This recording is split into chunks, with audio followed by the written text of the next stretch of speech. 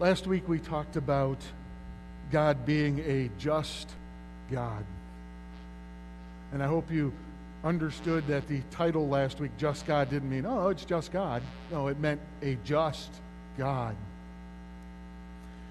While He is a God of mercy and grace, He is forgiving and loving in spite of all that we do, there will come a time that God will no longer hold back, and He will judge this world according to our actions. And His punishment, His wrath, will be justified. There's no question about that. To a degree, we're going to pick up on some of that same theme and kind of move forward from there this morning. We are going to continue with the minor prophets, and the first one we're looking at this morning is Habakkuk. One of those funny names of the Bible, yes, but Habakkuk was our first book this morning. And he looks at God's justice a little bit in his book from a couple different perspectives. First of all, he struggles to understand why God is allowing wickedness to continue. We'll talk about when he is sharing this in just a moment, but at his particular time of prophecy, there was wickedness running crazy in Judah, in the southern kingdom. And it seemed like some of that wickedness was being victorious, that wickedness was winning out over God. And Habakkuk struggles to understand that. And he has a conversation with God, and when God tells Habakkuk his plan, he doesn't like what he hears from God about his plan. Habakkuk begins to ask, God, why would you do things that way? Why is that how you would choose to work? But at the end of the book, which is only 3 short chapters, the end of the book, Habakkuk accepts God's sovereignty and the justice of his plan. Habakkuk's name means embrace. He embraces God's plan. Even though he didn't understand it, even though he really might not have liked it, he embraced the plan that God had in place. As I said in that last chapter, he finishes that book by actually writing a prayer of triumph. Now, Habakkuk is indeed one of the most unique books as far as the minor prophets are concerned. You see, he is the only one that records his words of prophecy as a conversation between himself and God. He's not speaking directly to a group of people or even a nation, but he is speaking about them as he carries on this conversation with God.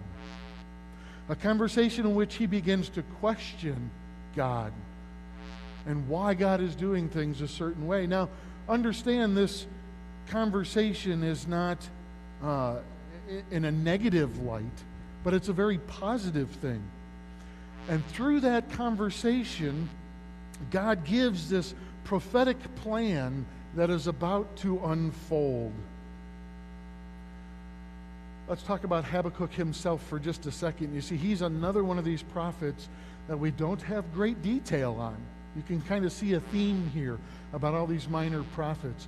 It's not so much the people we need to be focused on as it is the message that God shares through them. It's believed that he was from Judah and from the tribe of Levi. According to chapter 3 and verse 19, he is a director of music or part of the temple singers. He is known as the last prophet before the destruction of Jerusalem. Now, there's some rabbinical tradition as well about Habakkuk. See, it calls him the son of a Shunammite woman that Elisha, or God, through Elisha, restored to life in 2 Kings. Let me just give you a tiny bit of of this account, we're not going to go into it in great detail this morning, but if this count is correct, if it records Habakkuk's life from the very beginning, then it's amazing to see how God had his hand on Habakkuk from the very beginning of his life. See, he was born to a woman as it was prophesied by Elisha. 2 Kings 4:16. About this time next year, Elisha said, you will hold a son in your arms. Later in life, that son that this woman has dies. She immediately goes to Elisha regarding him. Elisha returns with this woman to her son, and as Elisha prays, and in fact, if you read through the text in 2 Kings, you'll read that he lays down on the son, nose to nose, face to face. He lays down on this child, on this son, and this boy's life is restored to him through Elisha's prayer. It's tradition that is Habakkuk that has been restored to life. And whether that child is Habakkuk or not really doesn't change the impact of the writing of the prophet. But how incredible it is to think that God had his hand on that young man before he was even born, before he was even conceived, to say that he would be born a year from the time that Elisha prophesied it. God used him in incredible ways, and he continues to use him today to give us examples of understanding a right relationship with God. So let's talk a little bit more about this conversation that Habakkuk had with God. From the opening lines of the book, he begins questioning God. Habakkuk 1:2. How long, O Lord, must I call for help, but you do not listen, or cry out to you violence, but you do not save? He starts questioning the Lord as to what's going on here. Why is this happening? But I want you to know, in his questioning, he was never being disrespectful to God or being disobedient or even challenging God for that matter. Habakkuk was truly looking for wisdom and answers to the promises that God had already made. Perhaps it was Habakkuk even asking some of the hard questions that many other people were unwilling to ask. They wanted to ask them, but they were afraid or unwilling to ask them. Perhaps he was the voice of many, struggling to understand God's plan or to comprehend God's ways. Sound like anything we struggle with today? God, why is it like this? Why is this happening? Why are you taking me through this? God, why did it have to go this way? I think we constantly ask those questions of God. Habakkuk was asking, why are the wicked of Judah going unpunished? He was concerned about the increase of wickedness in his time, so he asked why they were going unpunished. Habakkuk and others wanted to know God's justice in this. What was his plan? And then God answered him through the course of that conversation. He said, don't worry about it. I got it all in control. You see, I'm going to use Babylon to punish Judah. Can you imagine what Habakkuk's response might have been at that time? You're going to use a wicked people to punish a wicked people. How does this work? And that's exactly what was going on at this time. Judah was going through idol worship, and they had turned their back on their God. They were functioning in wickedness. And of course, Babylon was a wicked nation, we know, but God was going to use a wicked nation to punish the wickedness of Judah. That obviously didn't make any sense to Habakkuk. Not sure it makes sense to us. And as if he had to for some reason, God goes on to explain to Habakkuk his whole plan. This is what's going to happen.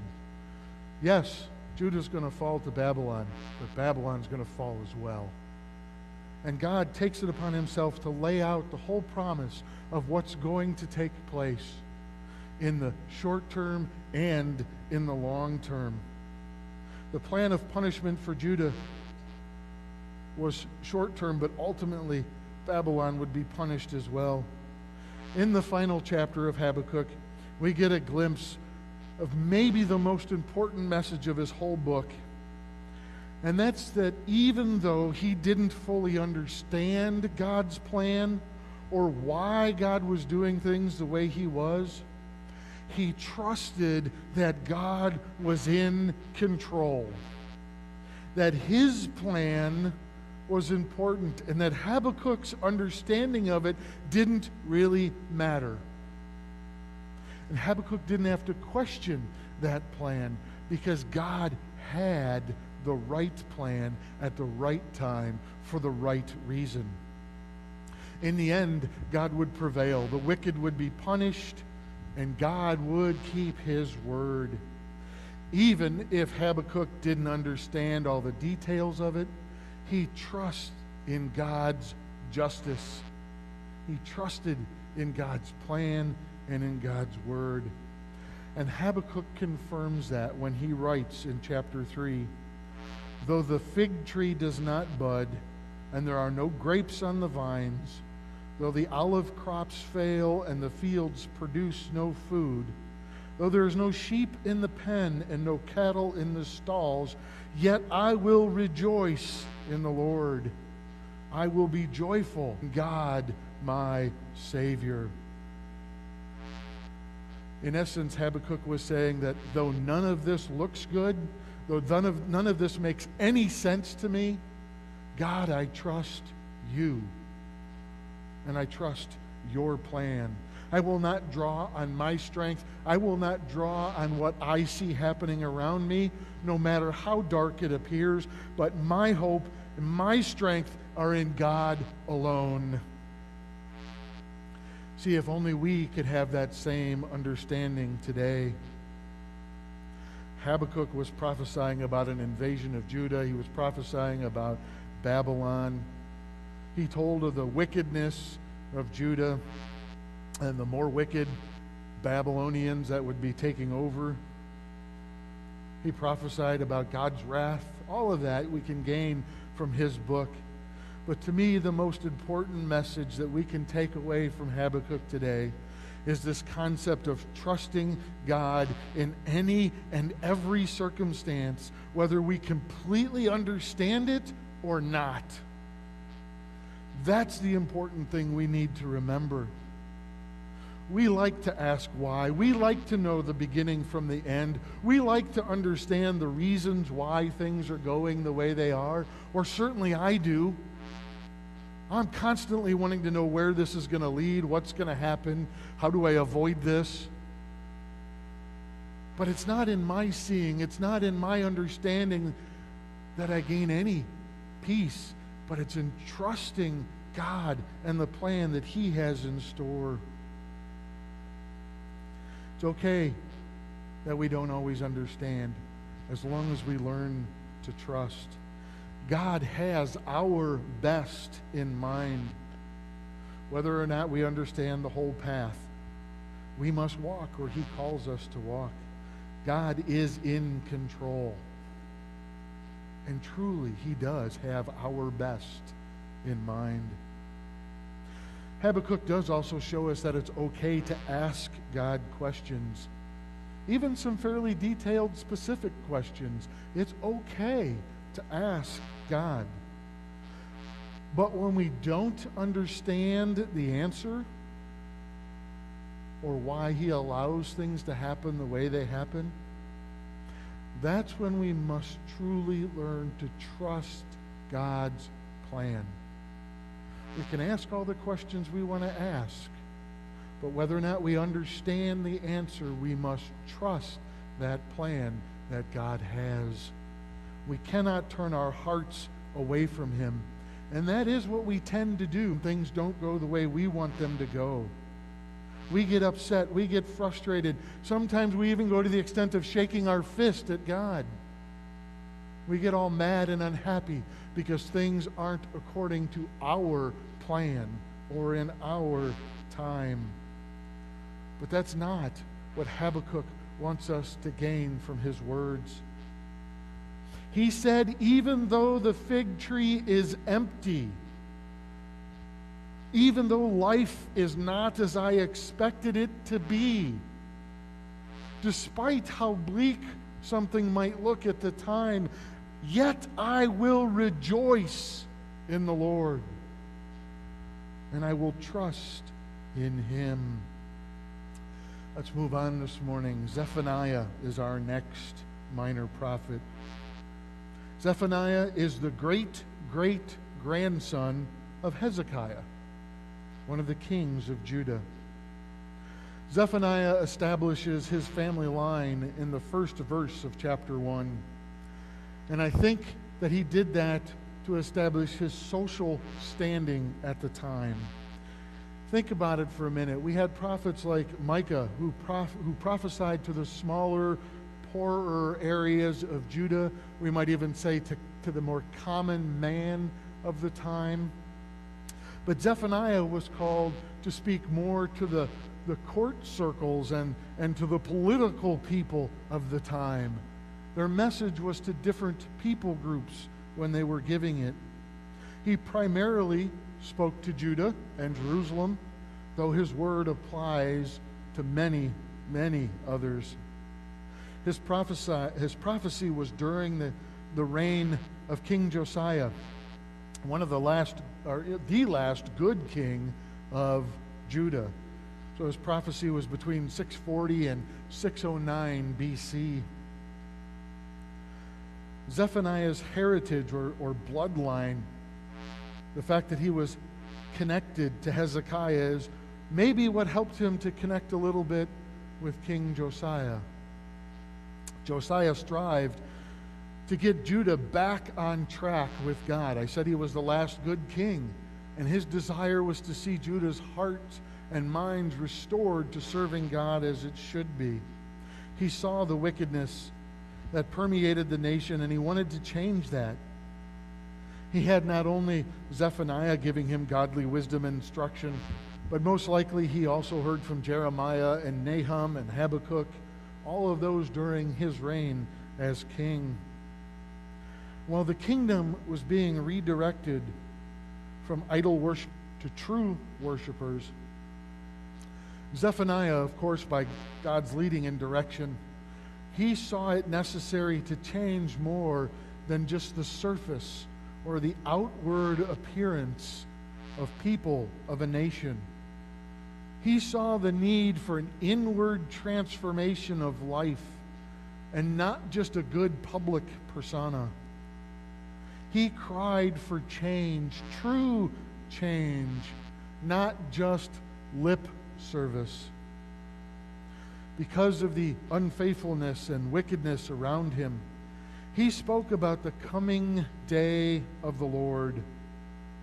His words speak to judgment on Judah and the surrounding nations. His words speak to judgment on Assyria, the nation, Babylon and Assyria, the nations that invaded Judah and Israel.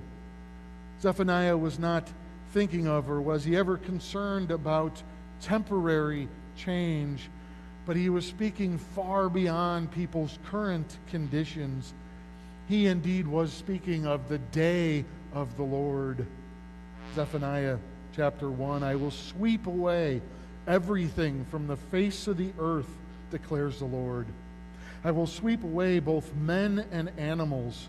I will sweep away the birds of the air and the fish of the sea. The wicked will have only heaps of rubble when I cut off man from the face of the earth, declares the Lord. Is that not speaking of the day of the Lord? He goes on to speak to Judah and the other surrounding people, but his full message is for all of mankind, reminding us that there is still a day coming, a day of the Lord. Zephaniah does address a few key areas in his writing, in his book, chapter 1, verses 4 and 5. He speaks to cutting off Baal worship, and he rejects those who are found to be worshiping the stars, or the text even says those who worship Molech. In essence, it's false religions. But this worshiping of Molech was particularly disturbing, and in fact in Leviticus, Israel was specifically told not to worship Molech because it involved child sacrifice. And yet they were. Zephaniah declares the time is coming when that must and will come to an end. In Zephaniah 1:12, he speaks about those who think the Lord will do nothing. I can do what I want to do, I can live however I want to live, and the Lord will do nothing, good or bad. We call that arrogant wickedness. Thinking we can get away with whatever we want to get away with in life. And God won't hold us accountable to that. And perhaps worst of all, the supposed religious leaders of the time were called out. Zephaniah chapter 3 and verse 4. Her prophets are arrogant. They are treacherous men. Her priests profane the sanctuary and do violence to the law. Maybe some of the most clear words that are spoken by Zephaniah in 3:8b. The whole world will be consumed by the fire of my jealous anger. I don't think God can make it any more clear as to what's going to happen because people refuse to worship Him, because people choose to turn their back on God. Let me pause for just a moment and remind us that we do serve a loving, merciful God. We've talked a lot here about judgment and horrible things that are going to happen. God is loving and merciful and caring. But as we talked last week, He is a just God. He will not let wickedness go unpunished. He wants us to be committed to Him and Him alone. I don't want you to walk out this morning thinking terrible things about God, that He's some violent, angry God, because that couldn't be any further from the truth. His love, His mercy, His grace is what allows us to call out to Him day after day. It's what allows us to breathe this morning or to sit in these chairs this morning. In fact, Zephaniah ends his writings, like many of the other prophets, with hope and restoration. Chapter 3, sing, O daughter of Zion, shout aloud, O Israel, be glad and rejoice with all your heart, O daughter of Jerusalem. The Lord has taken away your punishment. He has turned back your enemy. The Lord, the King of Israel, is with you. Never again will you fear any harm. On that day that you say to Jerusalem, do not fear. O Zion, do not let your hands hang limp. The Lord your God is with you. He is mighty to save. He will take great delight in you. He will quiet you with His love. He will rejoice over you with singing. He is a just God, but He is a merciful and gracious God as well. Zephaniah's message to us today, while we may think that outward appearance is somewhat important, how we act, what we say, what we do, the true condition of our heart is what matters and is of much greater importance. We must remain true and faithful to our God. See, people can be fooled by what they see on the outside, but God indeed looks on the heart. And eventually, we will be judged based on what is in our heart. So are we seeking God only today? Have we turned away from any of those other false religions that might be out there, including serving ourselves? Is all deceit removed from our lives, or that arrogant wickedness that I talked about earlier? Have our lips been purified so that we would speak no lies? Regardless of how influential or important the people around us are, do we trust the Lord our God and not the people around us? They can offer us good advice and good suggestions, but our true trust must be in the Lord our God. Are we ready for that coming day of the Lord? I think we too often forget about that as believers. Remember, this is not our home. Eternal life in heaven with our Father is really our home. Too many times we get sidetracked by what's going on here, and we lose our focus on there. And that's truly where our heart, where our mind needs to be focused. Habakkuk and Zephaniah both help us to understand how important it is to trust the Lord. The fact that the Lord's day is coming. Do we embrace or accept God's plan and God's timing in our life? You know, and I honestly think that's something we have to continually ask ourselves, because things change in our life every day. So every day I have to ask myself, am I trusting the Lord today? Am I trusting His plan for today, even for this hour, for this moment? Am I trust in Him? Do we embrace and accept that plan that He has for us? Just like Habakkuk had to do. He didn't understand it. He didn't like it. He didn't understand why God was doing it the way He was doing it. But he embraced it. Habakkuk knew that he had to trust the Lord and the wisdom that God had, which far exceeds any wisdom we will ever have. Zephaniah once again tells us to be true to the Lord and not wandering away from Him, but committed to Him wholly and completely, prepared for that coming day of the Lord. Even though we may grow weary at times, we need to press on and keep moving forward. No matter how attractive this life appears or the things of this world appear, no matter how exciting things around us might get, we cannot give in to any false teaching or false understanding or false direction that this world would offer us. We must trust in God. We must stay in tune with what He has for us.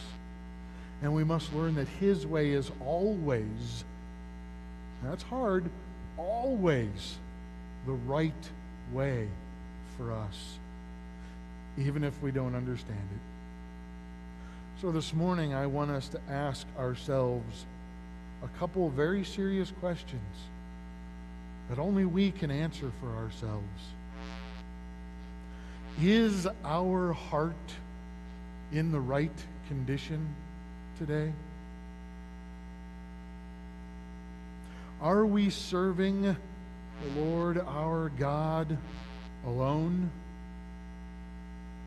Not the world, not anything of the world, not God plus the world. Are we serving God alone? Do we recognize that there is a coming day of His, a day that we need to be prepared for, and the only way we prepare for that is by walking with Him? Are we able, guys, this is a tough one, are we able to accept how and what the Lord does, even if we don't understand it all? See, the bottom line here is we need to learn to live right and trust God alone. There is no other way or better way than to trust what God has planned for us, even if we don't understand.